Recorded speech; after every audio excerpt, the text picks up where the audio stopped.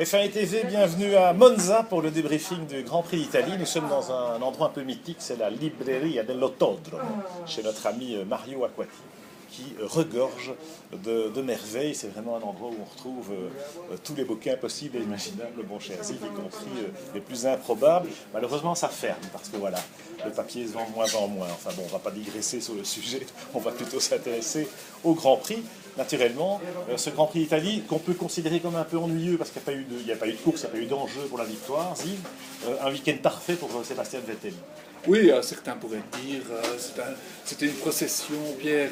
Mais moi, je ne suis pas vraiment d'accord parce que j'ai vu deux immenses champions à l'œuvre et je me suis régalé parce que Vettel, il est pétri de qualité. Bon, il a quelques défauts qu'on a des fois soulignés, mais extraordinaire performance parce qu'il a dû en même temps épargner ses freins, épargner sa boîte, et donc il a fait un terrible boulot. Et Alonso a fait une course extraordinaire en roulant mieux que sa Ferrari. C'est vrai qu'il faut savoir que vendredi déjà, en arrivant, eh bien, chez Red Bull, ils étaient complètement scotchés par la performance de la voiture. Vettel, ils n'en revenaient pas.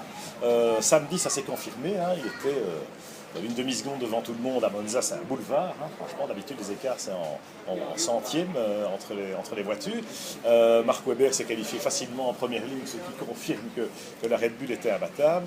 Et du coup, voilà. Donc, du coup, je dis, il n'y a pas eu de course. C'est vrai qu'ils ont même pu gérer les petits soucis, les pignons de boîte, les freins, épargner le moteur en fin de course, etc. Bon, Alonso, tu le dis, Ziv, il a fait le maximum, il ne pouvait pas faire plus. Chez Ferrari, ils ont fait tout ce qu'ils pouvaient. Ils ont un peu loupé leur tactique d'aspiration là, au qualif, hein, avec le résultat inverse à celui qui était prévu, c'est-à-dire Massa devant Alonso. Ça n'a pas duré longtemps en course parce qu'évidemment, Felipe n'a pas trop le choix pour l'instant. Hein, it's contract time, s'il veut rester chez Ferrari. Eh bien, il doit s'effacer. Mais il fait une belle course, cela dit, Felipe Massa. Il perd la troisième place au profit de Webber, uniquement à cause d'un pit stop un peu long. Oui, c'est vrai, mais il a tendance à toujours bien rouler à Monza. Monza, il est toujours proche de son coéquipier. Là, il a joué au coéquipier modèle, hein, parce qu'on savait très bien qu'en se qualifiant devant lui, Radio Ferrari marcherait très très bien. Et, bon, il a été l'équipier modèle pour, ainsi dire, convaincre Domenicali et tous ceux qui décident chez Ferrari que malgré tout, ce serait bien de le garder l'année prochaine. Voilà, celui qui décide aussi. Mais c'est vrai, il a fait une très belle course. Celui qui décide aussi, c'est Alonso, hein, on sait bien.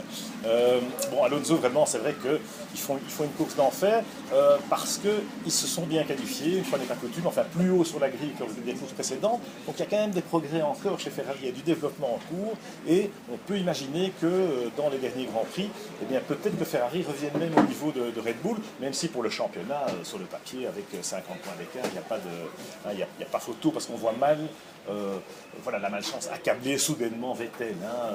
Red Bull exerce une suprématie qui est vraiment trop forte. Bon, la suprématie, elle est là, elle est évidente. Adrien Newey, chaque année, des voitures extraordinaires. Celle de cette année est vraiment fantastique, encore meilleure que celle de l'année passée, j'ai l'impression. Mais c'est vrai que Alonso ne va rien lâcher jusqu'à la fin de l'année. Ferrari ne va rien lâcher au niveau du développement. Ils vont jouer leur carte jusqu'au bout. Et heureusement, comme ça, le spectacle sera encore magnifique dans les courses à venir. Espérons. Alors le coup de cœur du week-end, c'est évidemment Nico Hülkenberg, hein, la Sauber, déjà mettre la première monoplace à moteur Ferrari sur la grille en troisième ligne, en troisième position plutôt devant les rouges, pas mal. Et puis en course, il confirme parce que avec une Sauber, se maintenir dans le top 5 jusqu'au rapport à damier, c'est vraiment zéro faute, hein, c'est du très grand Hülkenberg. Ben là, on a vraiment affaire à un calibre, et ça fait 2 saisons, 3 saisons même qu'on le dit, parce que effectivement, ce garçon est pétri de qualité, il mérite un volant dans un top team. Et là, il ne peut pas faire plus que qualifier cette Sauber en troisième position et puis se maintenir, parce qu'on était sûr que la Sauber allait régresser, que bon, ce tour Banzai qu'il avait fait en qualif n'était qu'un feu de paille. Eh bien non, il a tenu bon, il ramène une 5e place, un magnifique résultat. Monisha Kaltenborn était aux anges à tout à l'heure quand on l'a vu. C'est clair que pour Sauber, c'est inespéré. Hein. Et Hülkenberg justifie là son rôle effectivement de leader incontestable. Et pour une équipe comme ça, c'est très précieux. C'est valable également pour d'autres teams. Alors s'il n'a pas sa chance dans un vrai top team, il peut encore aussi bouger. Hulk, on espère quand même que par exemple Ferrari lui donne une chance parce que voilà, ce serait pour lui vraiment le tremplin vers une carrière dont on ignore encore jusqu'où elle pourra le mener. Alors dans le peloton, on a vu plein de choses. On a vu les Mercedes passer un peu à côté de leur sujet. Rosberg fait 6e, il était 6e en qualif. Hamilton se loupe le samedi, il fait une course un peu sauvage dimanche, une belle remontée, mais il y a eu cette crevaison lente, dommage. Oui, un peu de malchance sur ce coup-là, mais c'est comme on disait récemment, c'est que certains prédisaient que Mercedes était un candidat au titre. Eh bien non, ils ne sont pas un candidat au titre, ils sont un candidat à des coups d'éclat ponctuels, que ce soit Rosberg, que ce soit Hamilton. Ils ont toutes les qualités pour, mais pour jouer un championnat, il faut être beaucoup plus constant. Là, ils passent à côté de leur week-end, ils n'étaient pas des candidats à la victoire, enfin, c'est évident. Ce week-end, en tout cas pas. On verra ce qu'il en sera. Ce seront certainement des animateurs de la fin de la saison, mais c'est vrai que ce n'est pas encore des candidats au titre. On sait que 2014, avec la remise à plat du nouveau règlement technique, eh bien, ça devrait largement permettre de se positionner comme il faut. Ricciardo 7e au départ, 7e à l'arrivée, belle perf, les Toro Rosso étaient dans le coup. Dommage pour Jean-Éric, on y reviendra dans le débriefing des Français.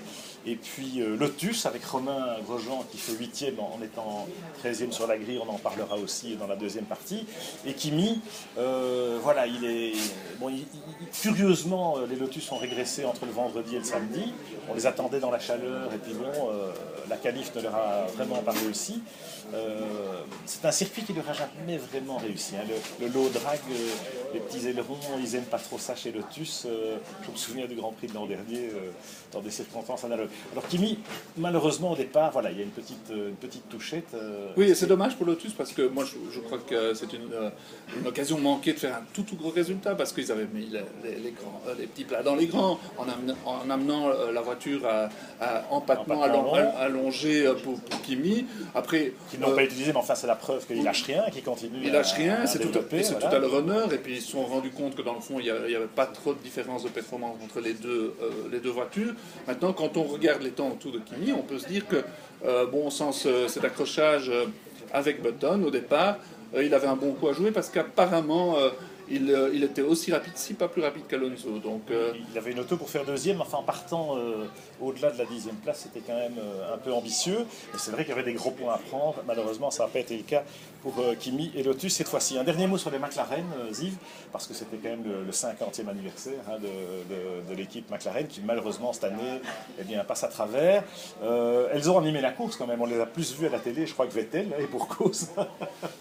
Mais finalement, ils ont dû se contenter de juste Jenson et un tout petit point. Un tout petit point, et c'est un peu triste à voir parce que McLaren, effectivement, on a fêté ça en grande pompe ce week-end, 50 ans d'existence, avec tous les grands champions étaient là pour les fêter.